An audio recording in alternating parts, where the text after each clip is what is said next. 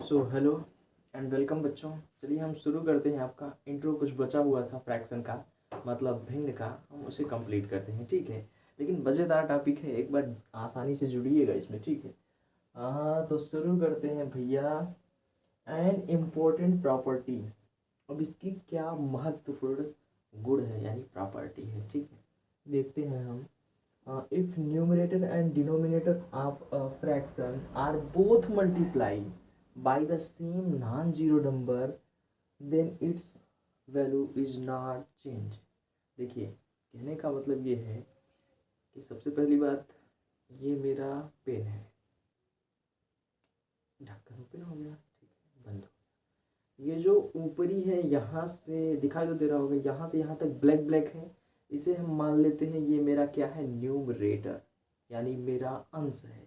और नीचे white white ये मेरा डिनोमिनेटर, ठीक है। इतनी बात क्लियर हो गई। अब ये जो न्यूमरेटर है और जो डिनोमिनेटर है, हम कोई संख्या लेते हैं जो जीरो नहीं है। सपोज 1 लीजिए, 2 लीजिए, भाई नॉन जीरो रहना चाहिए, ठीक है, नॉर्मल सी बात है। अगर मल्टीप्लाई 2 से इससे भी कर रहे हैं और 2 से इससे भी कर रहे हैं तो उसकी वैल्यू चेंज नहीं होगी। चलिए हम थोड़ा इसमें देखते हैं, हो सकता है कुछ लोगों को हवा में लग रहा हो ये बात, नहीं तो डूबना तय होगा, ठीक है। चलिए, अगर मेरा संख्या कोई है 1/5, ठीक है। अब मैं इसका मल्टीप्लाई किसी नॉन जीरो नंबर से करता हूँ। अच्छा, एक बात और है कि दोनों से करना है, न्यूमरेटर एंड डिनोमिनेटर आप फ्रैक्शन आर बोथ मल्टीप्लाई, दोनों से करना है, सेम जो भी लेंगे। तो मल्टीप्लाई 2, तो 2 1 का 2 हो जाएगा, 5 2 के 10 हो जाएगा, यानी 5 2 10, 1 2 2। तो फाइनली आपका जो निकल के आएगा वो सेम वैल्यू रहेगी। अब कुछ लोगों को डाउट ये होगा मेरे बच्चे कि सर ये 2/10 और 1/5 ये इक्वल है, इनकी वैल्यू नहीं चेंज हुई है, कैसे सर। देखिए सर, इधर आइए। अगर हम 2 को काटे, फिर अगर डिवाइड करते हैं 2 से और इसमें भी डिवाइड 2 से, तो 2 1 का 2 आ जाएगा, यानी 2 1 जा 2 और 2 5 जा 10 हो जाएगा। तो हमारी ये वैल्यू आसानी से 1/5 फिर अगेन मुझे मिल जाएगी। ऐसे ही आप हज़ारों संख्या लेकर चेक कर सकते हैं। एक और चेक कर लेते हैं, 6/12 ले लेते हैं और इसमें हम अगर 5 का गुणा कर देते हैं तो 5 6 30 हो जाएगा और 12 पंचे 60 हो जाएगा। फिर अगेन हमारी कहानी वही आएगी। अगर हम डायरेक्टली देखते हैं 6/12 तो हमारा आ जाएगा वापस। फिर अगर हम भाग दे देंगे 5 का तो हमारा फिर वही संख्या प्राप्त। अच्छा, इससे छोटी भी संख्या प्राप्त हो सकती है, वो है 3/6। तो मुझे लग रहा होगा ये जो प्रॉपर्टी है आपको बढ़िया से यानी अच्छे से समझ में आ गया होगा, ठीक है। तो हम इसको थोड़ा सा इरेज करते हैं, ठीक है। और मज़े की बात ये है, चुपके से भेजिएगा किसी को, ठीक है, ताकि क्या हो ना, जो पढ़ने वाले हैं उन्हीं के पास जाए। शेयर तो ज़रूर करिए वीडियो को, लेकिन जो न पढ़ने वाले हैं उनके पास मत भेजिएगा, ठीक है।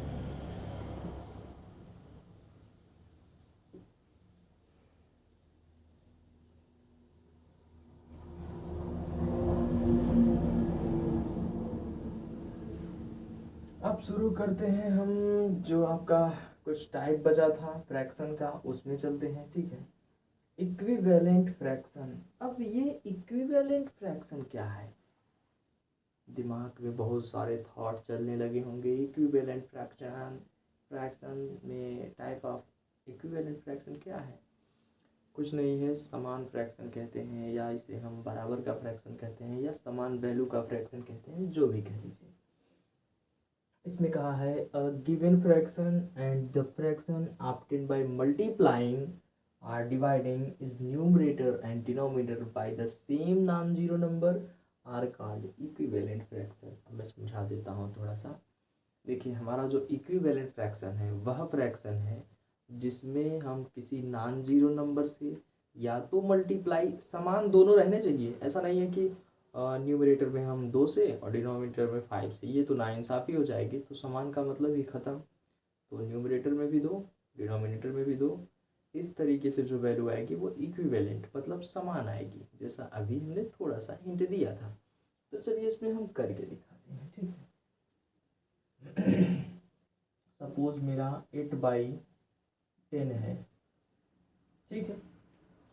अब ये वैल्यू है, इन्होंने कहा कोई नॉन जीरो नंबर ले लीजिए। सपोज हमने क्या ले लिया भाई, 3 ले लिया मल्टीप्लाई में। अब देखते हैं 8 3 जा कितना होता है 24, यानी 8 3 24 और 10 का गुणा 3 में करेंगे 10 3 जा 30, तो ये मेरा आ जाएगा 24/30। ये मेरा इसके समान है, यानी जो वैल्यू है समान है। अच्छा, आप एक बात और कह रहे थे कि सर आपने अभी कहा है कि मल्टीप्लाइंग के साथ साथ डिवाइड, या डिवाइड भी करेंगे तो फिर भी हमारा सेम वैल्यू आएगा। लेकिन सर इसमें हमको बड़ी संख्या से कोई डिवाइड करके दिखाइए। सपोज हम डिवाइड कर लेते हैं, ये किससे हो जाएगा मेरा, अगर हम देख रहे हैं तो 2 से डिवाइड हो जाएगा अच्छे से, 3 से भी हो जाएगा, लेकिन सेम संख्या से डिवाइड नहीं करेंगे।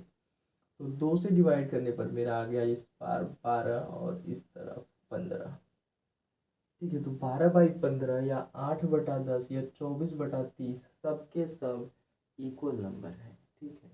अब आप कहेंगे कि सर ये वाकई में इक्वल नंबर है, तो क्या और भी चेक कर लें क्या। देखिए, अगर हम इसको क्या करते हैं 3 से काटते हैं, और यहाँ भी इसको हम 3 से काटते हैं तो कट जाएगा 3 चौक 12 और 3 पचे 15। अगर हम सेम 8/10 लाना चाहते हैं तो मल्टीप्लाई 2 से कर दे रहे हैं, तो देखेंगे 4 दूना के 8 और 5 दूना के 10, ये कहीं ना कहीं मेरी वैल्यू जो है वो इक्वल आ रही है, यानी ये क्या है, इक्विवेलेंट फ्रैक्शन है। ये तो अच्छे से समझ में आ गया होगा। कोई और उदाहरण लेना चाहते हैं तो थोड़ा सा डुबाने का काम करते हैं, आपको हवा में करिएगा या कॉपी पेन ले लीजिए, बैठ जाइए, ठीक है। बैठ के वहाँ लिखिएगा 1/3, ठीक है।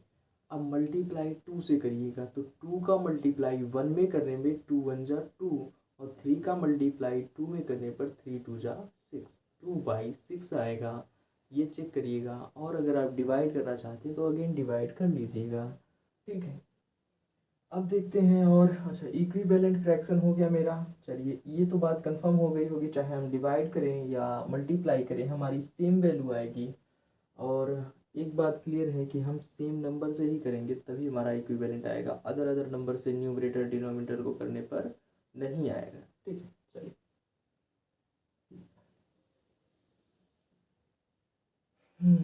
अब आता है मूल टॉपिक जो है लाइक फ्रैक्शन। किसी को हम लाइक करते हैं, किसी को हम अनलाइक करते हैं। ये लाइक फ्रैक्शन क्या है, एक काम बताएं, वीडियो को थोड़ा पॉज करिएगा, नीचे लाइक का बटन है उसको दबा लीजिएगा, मज़ा आएगा सीखने में, ठीक है। एक लाइन का चक्कर है, fraction having the same denominator but different numerator called like fraction, या आर कॉल्ड लाइक फ्रैक्शन। जिसके न्यूमरेटर यानी ऊपर वाला अंश जिसे कहते हैं वो डिफरेंट हो, बट डिनोमिनेटर इज सेम, यानी उसके सभी डिनोमिनेटर समान होने चाहिए, वही मेरा क्या होगा, लाइक फ्रैक्शन होगा। अभी हमने देखा है कि having the same denominator but different numerator. चलिए एक दो उदाहरण देते हैं। जैसे हमने कहा 1/10, 2/10, 3/10, 4/10, या फिर आप सोच रहे होंगे सर 10 ही 10 क्यों ले रहे हैं, तो बच्चे ऐसा ज़रूरी नहीं है कि आप 10 ही लें। 2/14, 3/14, कुछ भी लीजिए, लेकिन उनके जो नीचे की संख्या है जिसे हमने कल याद रखने के तरीके में दूसरे का नाम यानी डिनोमिनेटर के नाम से पुकारा था, वो हमारा क्या रहना चाहिए, सेम रहना चाहिए। जब हमारा डिनोमिनेटर सेम होगा तो हमारी जो वैल्यू आएगी वो लाइक फ्रैक्शन कहलाएगा। सभी में सेम रहना चाहिए, ऐसा नहीं कि 2 में 2 2, 3 में 3 3, ऐसा कुछ नहीं रहना चाहिए। जो भी रहे वैल्यू, जैसे यहाँ से यहाँ तक, यहाँ से यहाँ तक, ठीक है। तो ये मेरा लाइक फ्रैक्शन है। अच्छा अब चलते हैं अनलाइक फ्रैक्शन में। अनलाइक फ्रैक्शन क्या है, फ्रैक्शन हैविंग डिफरेंट डिनोमिनेटर। अब भैया लाइक जो हमने पढ़ा है जस्ट कुछ उसका अपोजिट, यानी हम उल्टा कर दे रहे हैं, तो हमारा क्या हो जाएगा, अनलाइक फ्रैक्शन। मज़े से आप जान सकते हैं, ठीक है। क्या है, different denominator are called unlike fraction, जिसके हमारे डिफरेंट डिनोमिनेटर हो। सपोज हम इसी में देखिए, एक को 19 बना दे रहे हैं और एक को हम 50 बना दे रहे हैं, एक 10 ही है और एक को हम 8 बना दे रहे हैं। तो यहाँ पर हमारे पास देख रहे हैं डिफरेंट डिनोमिनेटर हो गए, ठीक है। एक 19 है, एक 1/19 है, एक 2/50 है, एक 3/10 है, एक 4/18 है। जब सभी के सभी डिनोमिनेटर डिफरेंट हो तो यही हमारा क्या हो जाएगा, अनलाइक फ्रैक्शन। और यहाँ पर हम कोई और रख देते हैं, ये भी मेरा क्या हो गया, अनलाइक फ्रैक्शन। 2/14, 3/15, ये सभी के सभी मेरे अनलाइक फ्रैक्शन हो गए। बच्चे ये कन्फ्यूजन बहुत रहता है बच्चों को कि sir like fraction unlike fraction एकदम बोरिंग सब्जेक्ट। नो, मज़े वाली सब्जेक्ट है कि सिर्फ हमको डिनोमिनेटर ही की तरफ ध्यान दे रहा है कि अगर डिनोमिनेटर सेम तो लाइक, यानी हम लाइक दे रहे हैं, और नहीं है तो अनलाइक फ्रैक्शन समाप्त हुआ, ठीक है। और डिनोमिनेटर को हम हर कहते हैं, ठीक। अब आते हैं हम थोड़ा सा जादू की तरफ, जो है मेरा इरेड्यूसिबल फ्रैक्शन। इरेड्यूसिबल मतलब जो हमारा रेड्यूस नहीं होता, उसकी तरफ चलेंगे। और एक है मेरा रेड्यूसिबल फ्रैक्शन, उसकी भी तरफ चलेंगे, ठीक है। तो सबसे पहले हम देखते हैं इरेड्यूसिबल फ्रैक्शन क्या है। A fraction a/b is said to be irreducible on in lowest term if HCF of A and B is 1। जब इनका HCF जो हाईएस्ट कॉमन फैक्टर होता है ए का है, तो हमारा क्या हो जाएगा, इरेड्यूसिबल फ्रैक्शन। लेकिन मैं जानता हूँ अभी आपको बिना उदाहरण के ये समझ में नहीं आएगा, मुझे बताना पड़ेगा। आइए देखिए, जैसे इसको हम थोड़ा सा इरेज करते हैं, फिर इसमें हम लगाते हैं मजा, ठीक है। इरेड्यूसिबल फ्रैक्शन में जैसे मेरा 2 है और यहाँ पर मैं लिख दे रहा हूँ 5, ठीक है। अब बताइए क्या ये रेड्यूस यानी कट पा रहे हैं कोई। अच्छा पहले रेड्यूसिबल देखते हैं ताकि उससे समझ पाए। जैसे मेरा देखिए 10 बटा मैं 8 लिख देता हूँ, इसको क्या रिड्यूस कर सकते हैं, जी कर सकते हैं। जैसे देखिए 2 से काटा, 2 पंचे 10, 2 चौका 8, आसानी से कट गया, यानी रिड्यूस तो हुआ, ठीक है। तो ये रिड्यूसिबल हो जाएगा। जैसे और ले लेते हैं 4/2, तो 2 दूना के 4, 2 एक कम 2। अब एक से भी काट लीजिए, ऐसा नहीं है।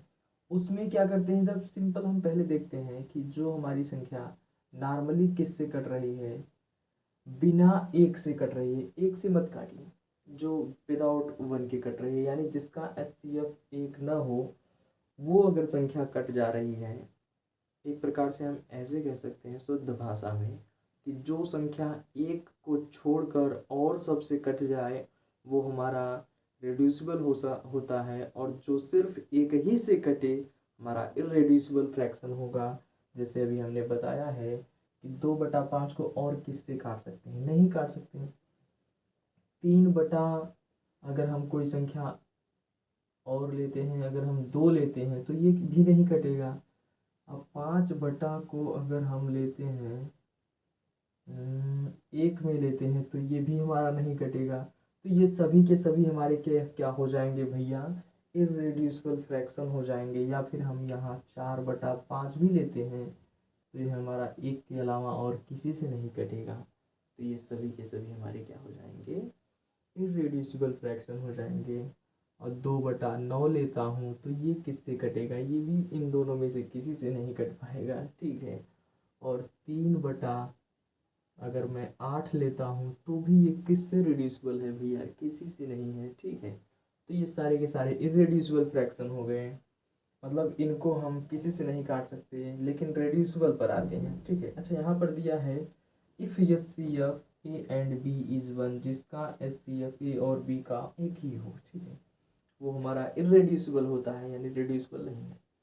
तो अब चलते हैं हम रेड्यूसिबल की तरफ। ठीक है, हमारा क्या है, रेड्यूसिबल फ्रैक्शन। अच्छा, एक काम करिएगा, आप कापी और पेन उठा के विधिवत नोट कर लीजिएगा। अगर आप बिना नोट किए ऐसे सिर्फ वीडियो देख रहे हैं तो जान लीजिए ये आपके दिमाग में केवल 50% आने वाला है।